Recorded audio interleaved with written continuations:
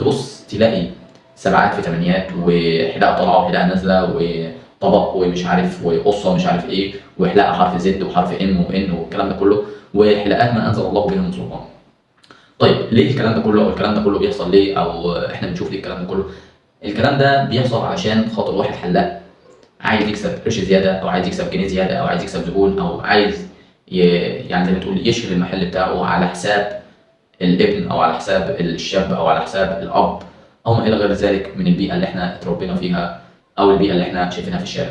طيب هل ده ينفع؟ هل ده يصح؟ هل ده يجوز انك انت الحلقات اللي نهى عنها الرسول صلى الله عليه وسلم، القزاع وما الى غير ذلك، والتشبه باليهود، والحلاقه غير العاده او غير الطبيعه او العادات والتقاليد اللي احنا ماشيين عليها ابائنا وامهاتنا وما الى غير ذلك، والاشياء اللي احنا بنشوفها او الحاجات اللي احنا بنشوفها من شعر كنيش وشعر طالع لفوق